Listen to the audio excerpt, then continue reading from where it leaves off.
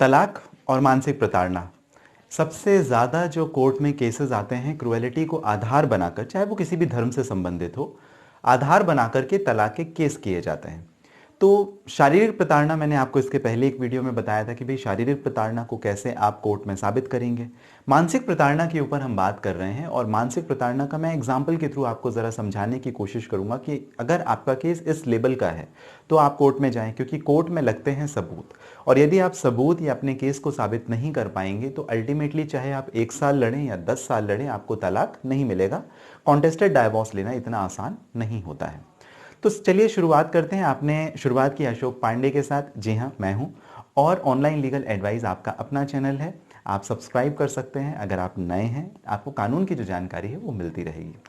चलिए mental cruelty को जरा समझें तो it is more than normal wear and tear of daily routine of life और कपल बिटवीन हस्बैंड वाइफ।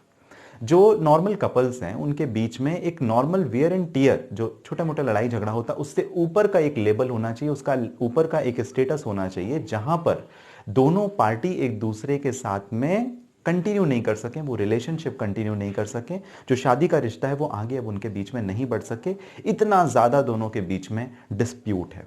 अगर नॉर्मल है तो आप आपसी सहमति तलाक से समझा सकते हैं, लेकिन अगर एक पार्टी अड़ी हो कि नहीं मुझे तलाक नहीं चाहिए, हो सकता है मजबूरीवश या मजबूरी नहीं भी है तो भी उसे तलाक नहीं चाहिए, तो अब आपको आधार साबित करना पड़ेगा। और जब कभी आप मेंटल क्रुएलिटी की बात करते हैं तो ये जो डिग्री ऑफ टॉलरेंस होता है, मैंने आपको इसके पहले भी एक बार बताया था कि जो डिग्री ऑफ टॉलरेंस होता है वो हर एक कपल का अलग अलग होता है।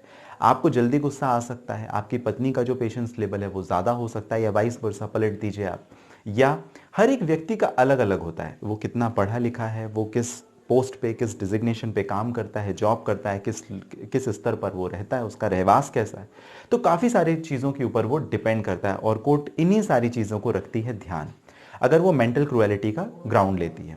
हो सकता है कुछ चीज़ मानसिक प्रताड़ना आपके लिए हो और मुझे उस चीज़ से कोई फर्क नहीं पड़ता, कोर्ट इस बात को भी ध्यान में रखती है।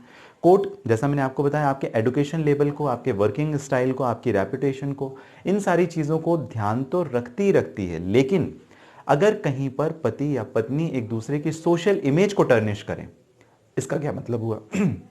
सोशल इमेज को टर्निश करने का मतलब ये है कि मैं जॉब करता हूँ, मेरी पत्नी ने मेरे ऑफिस में, मेरे जिस भी जगह पे मैं काम करता हूँ वहाँ पर लोगों के बीच में एक भ्रम फैला दिया कि मैं उसके साथ में मारपीट करता हूँ, परेशान करता हूँ। सारी चीज़ें झूठी हैं, इतना ज़्यादा झूठ कि जो मेरी इमेज है मेरे दोस्तों के बीच में, मेरे समाज के बीच में, वो बहुत ज़्यादा ख़राब हो गई, वो बहुत ज़्यादा टर्निश हो गई।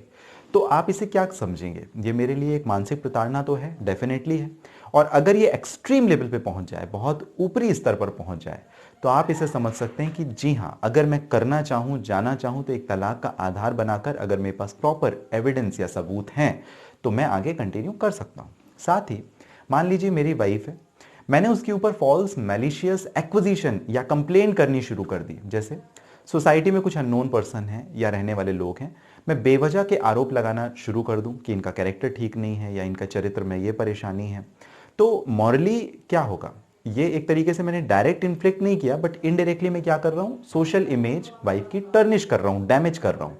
तो अब वाइफ के पास में एक रीज़न हो जाता है, एक एज ऑब्वियस रीज़न हो जाता है कि क्योंकि मैं इतना ज़्यादा शक करता हूँ, इतना ज़्यादा परेशान कर रहा हूँ, मेंटल क्रुएलिटी कर रहा हूँ, सोशल इमेज टर्निश कर रहा हूँ, डैमेज कर रहा हूँ। अगर मान लो कहीं जॉब कर रही थी तो इस वजह से उसकी जॉब भी छूट गई।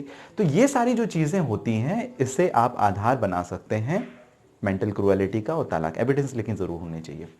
अब सुसाइडल जो अटेम्प्ट्स होते हैं, कई बार गोलियां खा ली, नींद की गोली इतनी ज़्यादा खा ली कि होश ही नहीं, बेहोश, हो सकता है आपकी जान चली जाए।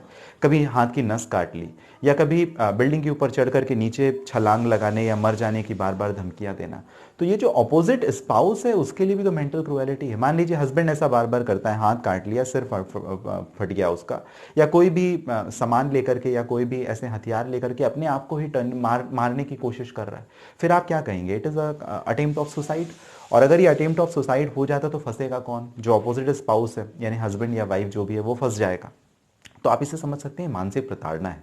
और ये एक इस लेवल की मानसिक प्रताड़ना है जहां पर अनएबिलिटी टू कंटिन्यू रिलेशनशिप, मतलब अब वो रिश्ता दोनों के साथ में अब कंटिन्यू हो ही नहीं सकता। सुसाइडल अटेम्प्ट कहाँ से हो जाएगा, मैलिशियस फॉल्स एक्यूजिशंस कहाँ से हो जाएगा।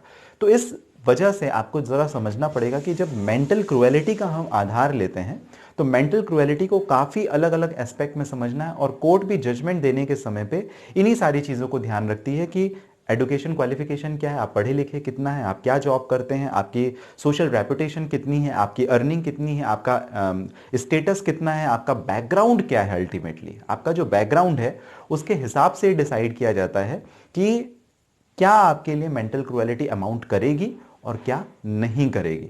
तो ये कुछ एग्जांपल्स के थ्रू मैंने बताया, जैसे मैंने सुसाइडल अटेम्प्ट्स या बाकी सब जो मैंने आपको बताया, तो ये एग्जांपल है जो कि एक मेंटल क्रुएलिटी का ग्राउंड बना देते हैं, और अगर इसके प्रॉपर एविडेंसेस हैं, सबूत हैं, तो इसे आधार बनाया जा सकता है। फिजिकल में तो प्रॉब्लम नहीं होती, जो फिजिकल क्रुएलिटी है वो तो दिखती है। आप गए डॉक्टर के पास, उसने आपका मेडिकल किया, अगर हाथ टूट गया, आप कंप्लेन करें या कुछ करें तो उसे आधार बना करके भी आप जा सकते हैं, but it is to be continue in nature, वो लगातार होना चाहिए। ऐसा नहीं कि कभी एक बार लड़ाई झगड़ा हुआ था उसी को आधार बना करके आप कोर्ट चले जाएं।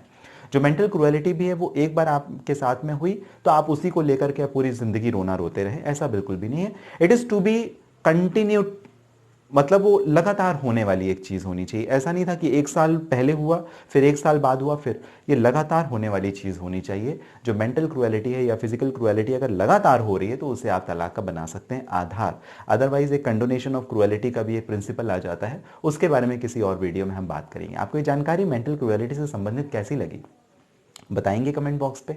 साथ ही कोई प्रश्न है तो आप कमेंट बॉक्स में पूछ सकते हैं। डायरेक्टली मुझे बात करना चाहें, डिस्क्रिप्शन इस वीडियो का, वहाँ पर डिटेल्स है जहाँ से आप डायरेक्ट मुझे कर सकते हैं अपॉइंटमेंट बुक कर बात। दूसरी बात यह है कि अगर आप नए हैं सब्सक्राइब ज़रूर कर लें। आपको कानून से संबंधित फैमिली मैट्रिमोनियल, सिविल, क्रिमिनल, बाकी जो हमारे साइबर लॉज हैं, जो भी महत्वपूर्ण जानकारी आप तक पहुंचाने का मेरा रहेगा प्रयास इसी चैनल के माध्यम से। इस वजह से आप सब्सक्राइब ज़रूर कर लें। मिलते हैं अगले वीडियो में, रखें आप अपना ध्यान।